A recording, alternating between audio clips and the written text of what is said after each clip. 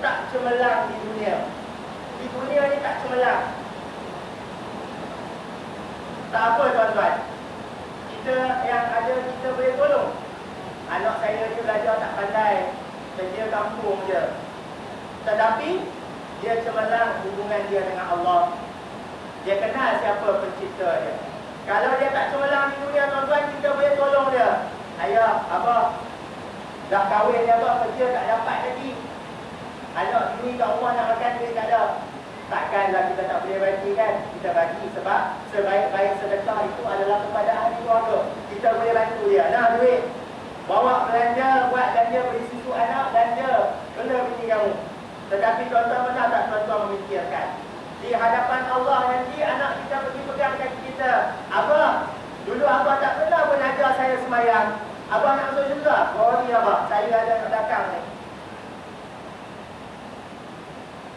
Al-yawm nafsi nafsi. Pada hari kiamat ini, hadapan Allah ini sendiri-sendiri. Nabi-nabi lain pun tak boleh membantu umat-umat dia kecuali baginda Nabi SAW. Bapaknya pergi ke surau, jadi orang surau kuliah tak pernah tinggal. Amalannya Allah Rabbi memang amalan orang soleh. Tetapi anak isteri dia tak diajar untuk mengenal Allah. Anak dia sembahyang pun tidak tahu. Anak dia mandi wajib pun tak betul. Belum terlepas lagi tanggungjawab dia. Ada lagi tanggungjawab di hadapan Allah. Cuba kita muhasabah diri kita. Depan Allah nanti apa yang aku nak jawab kepada Allah tentang aku mendidik anak-anak. Ya, maksudnya dia cemerlang di dunia dan lebih cemerlang lagi di akhirat di hadapan Allah Subhanahu wa taala. Baik, di samping ianya menjadi amalan para nabi, para rasul dan orang-orang soleh. Kalau menuntut ilmu ni tuan-tuan, dia merupakan amalan para nabi, para rasul dan orang-orang soleh. Alhamdulillah kita di Malaysia ini merupakan negara yang mementingkan keilmuan. Kita tak ada masalah ada orang yang tak menghantar anak dia belajar. Kalau anak tak belajar memang menjadi sesuatu benda yang aib. Itu Alhamdulillah.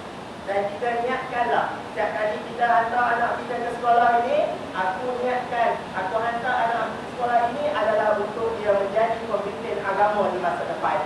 Letakkan agama di depan. InsyaAllah kejayaan di dunia ini akan menyusul. Baik, itu pesanan Imam Asy-Syafi'i. Yang seterusnya yang ingin saya kongsikan dengan tuan-tuan dan puan-puan pada malam ini, macam mana kita nak anak kita ini menjadi manusia yang cemerlang di dunia, berjaya di akhirat. Adik-adik yang ada kat sini belajar sekolah tahun 6 pun tahu semua pun boleh ambil dan amalkan fikir ini macam mana kita nak jadi orang yang berjaya. Pertama Ustaz nak tanya dulu, murid-murid tahun 6 SK Sungai Lesung, siapa yang nak dapat 6A tahun ini, angkat dua-dua tangan. Semangat, sekali dengan mak dia angkat. Allah. Okey, baik, turun tangan. Semua orang tuan-tuan dan puan inginkan nak berjaya. Orang semua nak berjaya, tak nak jadi orang yang susah. Tetapi kejayaan yang macam mana yang kita nak? Kita tak nak kejayaan anak-anak kita ini menjadi kejayaan yang istidraj. Kejayaan yang mana Allah Ta'ala bagi sebab nak menghina dia. Apa maksud istidraj? Allah Ta'ala bagi dan dalam masa yang pertama Allah Ta'ala nak tarik dia ke dalam api neraka. Sama lah seperti orang-orang kafir. Orang kafir, Ustaz, orang kafir itu buat kerja sikit je berjaya. Rumah besar, kereta banyak, semayang tidak, puasa tidak. Kenapa dia orang boleh jaya? Kita semayang setiap malam, Ustaz, runding terbalik, tetapi tak berjaya-berjaya. Ketahuilah bahawa itu hanyalah istidraj, iaitu Allah Ta'ala bagi kepada dia. Dalam masa yang sama Allah Ta'ala nak tarik dia supaya dia lebih lagi melakukan kesesatan. Kita jangan bangga dengan orang. Kita bangga dengan orang. Aku ni taklah jadi orang surau sangat. Bini aku pun biasa-biasa je. Anak aku pun taklah hebat sana sangat. Tetapi kami ni keluarga berjaya. Paling kurang pun doktor. Paling kurang doktor. Semayang kadang-kadang je. Hati-hati ya tuan-tuan. Kita jangan bangga dengan kemaksiatan dan kita jangan bangga dengan kejayaan yang kita dapat, dan dalam masa yang sama kita melakukan kemaksiatan kepada Allah. Sedarlah bahawa itu adalah istidraj daripada Allah. Baiklah, kita kongsikan sedikit macam mana kita nak mendidik anak kita supaya dia ni berjaya di dunia dan berjaya di akhirat. Kita tak nak tumpukan hanya berjaya di dunia saja. Kita nak dunia dan akhirat. Itu matlamat kita sebagai orang Islam. Yang pertama, bila kita nak berjaya adik-adik, yang pertama sekali, jagalah hubungan kita dengan Allah Subhanahu Wa Taala. Itu yang paling utama. Allah Subhanahu Wa Taala berfirman, A'udzubillahi minasyaitonir rajim. Bismillahirrahmanirrahim. Wa'budullaha wa la tusyriku bihi syai'a. Pertama, dia kata, orang yang nak berjaya ini, sembahlah Allah dan janganlah kamu syirikkan Allah dengan sesuatu pun. Ibu bapa pun sama juga. Nak anak kita berjaya, pagi kejut dia suruh solat subuh.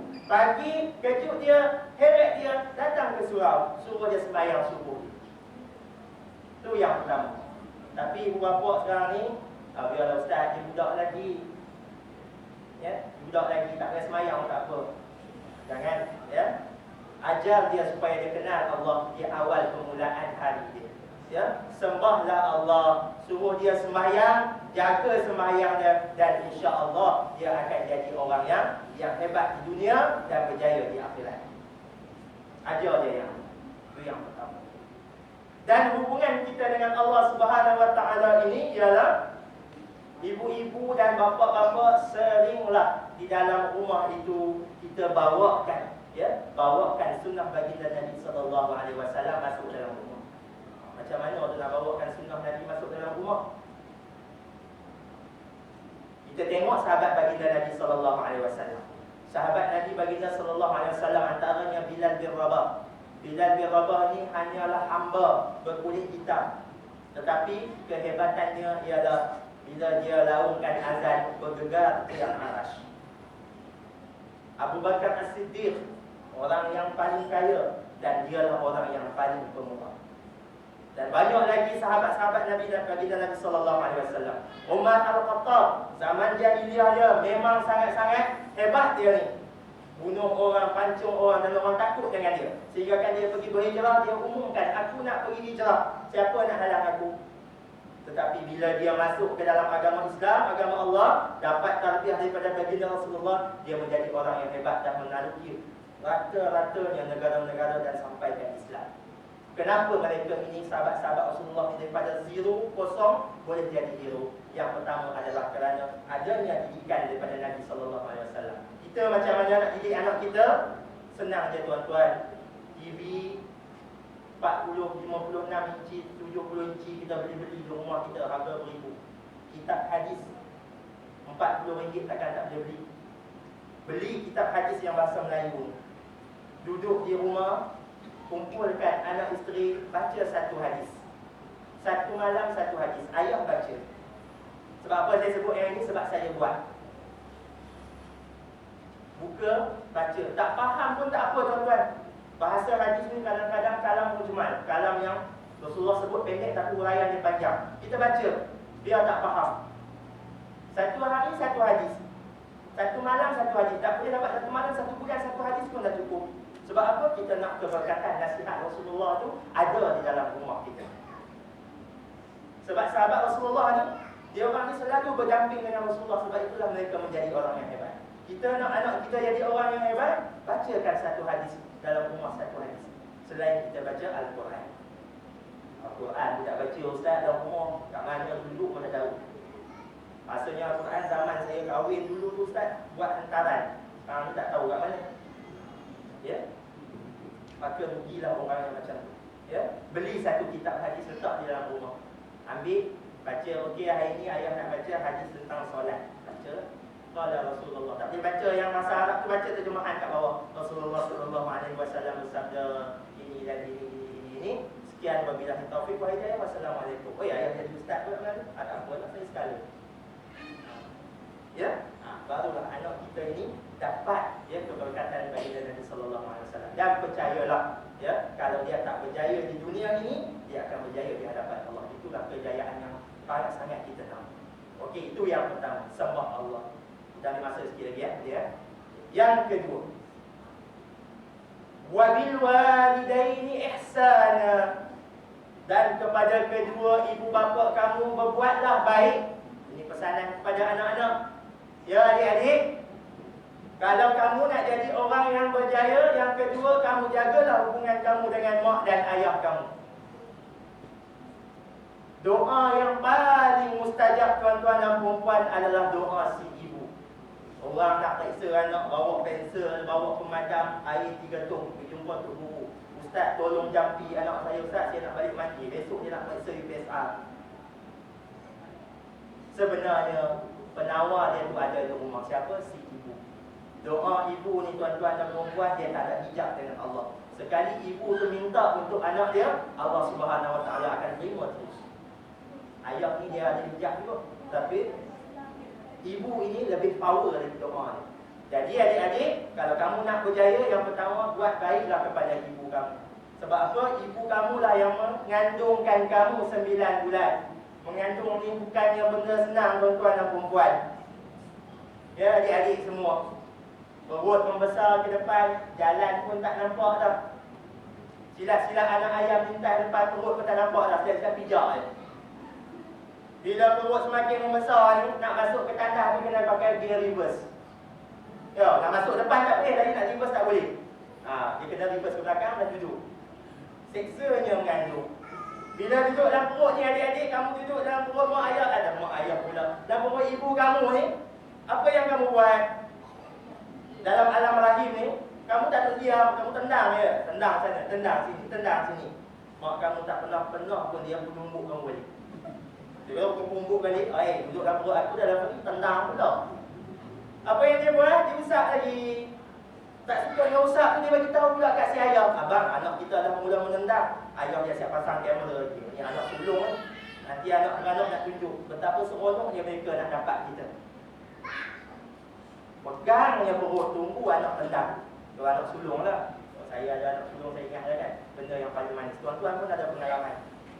Ada pengalaman yang mana anak menendang perut. Jadi nak bagi tahu di sini bahawa hebatnya si ibu masa mengandungkan kita. Kalau kamu nak jadi orang yang berjaya, setiap pagi nak pergi sekolah, salam, ciumlah ibu.